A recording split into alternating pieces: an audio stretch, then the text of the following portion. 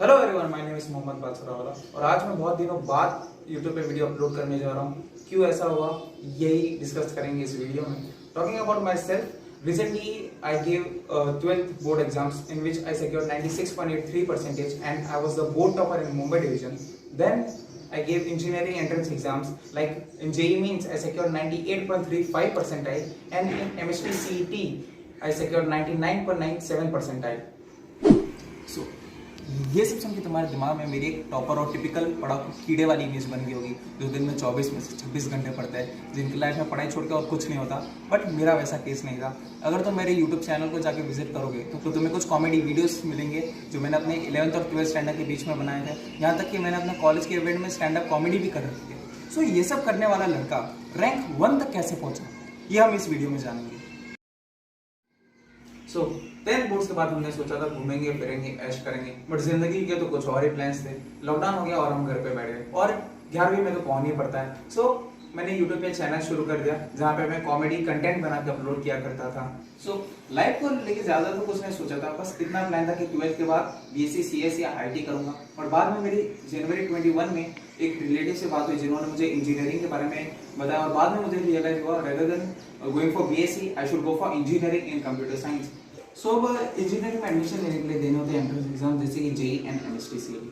उन्हीं रिलेटिव ने मुझे ये भी कहा था कि Mohammed you are too late for JEE but you can still crack MST CET. So March 21 में मैंने लोकल क्लासेस ज्वाइन कर दी जिससे मेरी बोर्ड की स्टडीज एक स्ट्रक्चर वे में जा सके। वहाँ पे 11th का पोर्शन तो हो ही चुका था बट मेरे को 12th के इंपॉर्टेंट चैप्टर्स भी छूट गए थे। सो नाउ मार्च 21 में मैंने प्रॉपर्ली पढ़ाई शुरू की थी और मार्च 22 में मेरे बोर्ड्स थे। तो अब एक साल में मुझे 2 साल का सिलेबस कवर करना था, side by side preparing for entrance exam and now I was way behind others. So now I want to highlight one of the greatest mistakes of human beings which is complaining. Taking my example, मेरे पास अभी reasons बहुत है नहीं पढ़ने के, जैसे कि I started to late, others are way ahead of me, I won't be able to cope up in time, मुझे अच्छी कोचिंग नहीं मिल रही, I didn't have proper guidance and 100 others. हमें बहुत बार लगता है कि मेरी लाइफ में प्रॉब्लम्स बहुत है, इश्यूज बहुत है, but we need to understand कि प्रॉब्लम्स सबके लाइफ में होते हैं। When we say the word life, it has to be rough, it could never be smooth. So what makes one different from others is how you deal with those problems. So मैंने अपनी journey से सीखा कि अगर तुम्हें कुछ भी achieve करना है, you need only 3 things. Number 1, passion. So मुझे स्टैम्पिंग होती है जिसकी वजह से मुझे बोलने में बहुत ज्यादा तकलीफ होती है। तो जब मैं YouTube पे वीडियो रिकॉर्ड करता था, मुझे 10 मिनट का वीडियो रिकॉर्ड करने में 3 से 4 घंटे लग जाते थे और बाद में एडिटिंग करना भी मेरे लिए उतना ही टफ था, बट मैं फिर भी कर रहा था। मुझे कभी वीडियो बनाने में मोटिवेशन की कमी नहीं हुई या कभी ऐसा नहीं हुआ कि मुझे वीडियो बनाने का मन नहीं कर रहा। क्यों? क्योंकि उसमें मेरा इंटरेस्ट था, वो मेरा पैशन था। तब मैंने सोचा कि मुझे पढ़ाई में भी यही इंटरेस्ट और पैशन डेवलप करने की जरूरत है। तो मैं जब भी टेक्स्ट बुक पढ़ता था मैं सोचता था ये क्या है, ये क्यों है, ये मैं क्यों सीख रहा हूँ। मैं जो रीड करता था उसे अपने सामने इमेजिन करता था, because physics chemistry this are very practical subject. और जब तुम मैथ्स करते हो तो सोचो कि you are not learning this particular sum but you are learning problem solving skills. तुम्हें पीसीएम आगे जाकर लाइफ में काम नहीं आएगा, बट आज जो तुम प्रॉब्लम सॉल्विंग स्किल्स सीखते हो इनके न्यूमेरिकल के, वो तुम्हें काम आएगी। तुम्हें अब अपने कंसेप्ट क्लियर करने हैं जिससे कि तुम्हारा हर टाइप का क्वेश्चन बन जाएगा। तुम आज अगर कहते हो कि तुम्हें लेक्चर समझ में नहीं आ रहा, so it's your mistake. YouTube पे सब टाइप का कंटेंट अवेलेबल है for free, so you just need to take the first step and you will be automatically driven into the process. Point number 2, discipline. You need to be self aware of your goals. आज दोस्त कहते हैं घूमने जाना है, girlfriend कहती है उससे बात करो, इंस्टा व्हाट्सएप पे मैसेजेस आ रहे हैं, फैमिली में किसी की शादी है, कोई नई मूवीज वेब सीरीज है, तुम्हें सब छोड़ना पड़ेगा। अगर तुम्हें दूसरों से आगे निकलना है, you need to be different, you need to be unconventional. मेरे दिमाग में क्लियर था कि मुझे एमएसटी सीईटी में रैंक 1 तक पहुंचना ही, तो मैंने अपनी मेंटेलिटी को उस वे में शेप किया। मुझे पता था कि आज लोग घूम रहे हैं फिर रहे हैं, मुझे भी फोमो हो रहा था, fear of missing out, but I was looking at the bigger picture. मुझे ये सब एंजॉयमेंट से ज्यादा प्यारा था अपनी सक्सेस को एंजॉय करना। Point number 3, consistency. मेरे बहुत सारे दोस्त थे जो 11 महीने तो कुछ नहीं पढ़ते थे बट लास्ट 1 महीने में 12 से 13 घंटे पढ़ते थे। बट लास्ट मंथ पे प्रेशर इतना होता है कि तुम चीजों को समझते नहीं हो, तुम याद करते जाते हो, और जब तक तुम्हारी अंडरस्टैंडिंग क्लियर नहीं होगी तुम अपना 100% नहीं दे पाओगे, अबव एवरेज स्कोर नहीं कर पाओगे। तो एक दिन 12-13 घंटे पढ़ना, फिर 1-2 दिन कुछ नहीं करना, उससे अच्छा है रेगुलर बेसिस पे तुम 5-6 घंटे का हार्ड वर्क लगाते जाओ। बहुत सारे ऐसे वीडियो होंगे जहाँ पे तुम नहीं पढ़ पाओगे, जहाँ पे मन नहीं लग रहा होगा, बट 6 महीने बाद अगर तुम जाके देखोगे तो वो एक पर्टिकुलर डे तुम्हारी लाइफ में इतना मैटर नहीं करेगा। If you are devoting 5 to 8 hours of self study every day, in long run it's more than sufficient, believe me.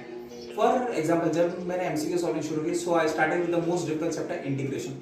शुरू में समझ नहीं आ रहा था, क्वेश्चन नहीं बन रहे थे, एक क्वेश्चन समझने में करने में मुझे 15 से 20 मिनट लग जाया करते थे, बट आई डिडंट स्टॉप, मैं रुका नहीं, मैं करता रहा और विद प्रैक्टिस बहुत सारे क्वेश्चन करते करते एंड टाइम पे एग्जाम टाइम तक मेरी प्रैक्टिस इतनी हो गई थी कि इजी क्वेश्चन में देख के आंसर बता पा रहा था और जो टफ क्वेश्चन थे उनके 2 से 3 स्टेप में मेंटल कैलकुलेशन करके मैं आंसर बता रहा था। So this is the power of consistency. नवंबर दिसंबर तक मैंने थ्योरी कंप्लीट कर दी थी और अब मैंने प्रॉब्लम्स प्रैक्टिस शुरू कर दी थी और ऐसा आ गया मार्च जिसमें थे हमारे बोर्ड्स। मार्च में मैंने बोर्ड्स दिए, उसके बाद अब थियरी तो सब हो चुकी थी, अब मुझे करनी थी प्रॉब्लम प्रैक्टिस और अब बचे थे सिर्फ और सिर्फ entrance exam. But April month में आ गया था रमजान, जिसमें हमें सनराइज से लेकर सनसेट तक भूखा प्यासा रहना पड़ता है और मेरा यूजुअली पढ़ने का टाइम था दिन में और भूखे पेट पढ़ना बहुत ही मुश्किल हो जाता है, कॉन्सेंट्रेट नहीं कर पाते। तो मैंने बोला ठीक है, नो प्रॉब्लम, मैं रात को जागूंगा और पढ़ूंगा। सो रात को जागना मेरे लिए इजी नहीं था, मुझे अपना पूरा शेड्यूल चेंज करना पड़ा। It was very tough but every problem has a solution. JEE Mains का एग्जाम जो अप्रैल में होने वाला था वो पोस्टपोन होकर हुआ जून में, और जो सीईटी का एग्जाम जून में होने वाला था वो पोस्टपोन होकर हुआ अगस्त में। सो मेरा एम था सीईटी में टॉप करके VJTI कॉलेज में कंप्यूटर साइंस पाना, जिसके लिए मुझे अराउंड 190 प्लस चाहिए था आउट ऑफ 200।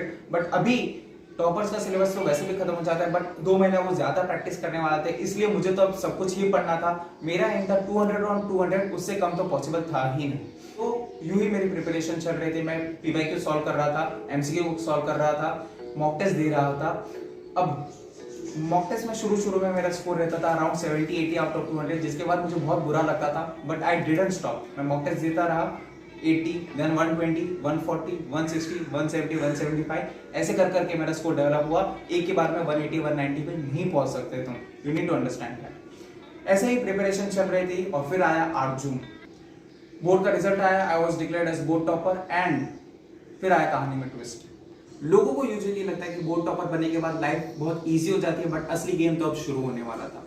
मुझे पहले लगता था कि पढ़ाई करना बहुत टफ होता है, but now I have to make some really tough decisions. मैंने अब तक जितने भी स्टडी प्लान्स बनाए थे इन सब में अब बहुत ही ज्यादा चेंजेस आने वाले थे। सीईटी का एग्जाम जो जेईई की कंपैरिजन में इजी माना जाता है, how it became the most difficult exam for me, और बोर्ड के रिजल्ट के पॉजिटिव और नेगेटिव इफेक्ट्स क्या रहे मेरी लाइफ पे, that you will get to know in our next video. Now I suggest you all to visit my YouTube channel and see my comedy video, जिससे तुम्हें इस टॉपर का बैक बेंचर वाला face देखने को मिलेगा। And I request you all to help me reach at least 1000 subscriber, जिससे मुझे भी मोटिवेशनल मिले और मैं ऐसे वीडियोस लाते रहूं, अपनी मेंटेलिटी आप लोगों के साथ शेयर करते रहूं। Thank you. Hello everyone, my name is Mohammed Paswara. I hope आपने फर्स्ट पार्ट हाँ भाई तू चिल्ला ले। इमेज बन गई होगी जो दिन में 24 में से 26 घंटे बाइक जाए सिर्फ एंट्रेंस एग्जाम, बट अप्रैल में तो मैंने अपनी जर्नी से सीखा बहुत ब्लूपर्स है भाई, बहुत ब्लूपर्स है, शूट करना आसान है क्या?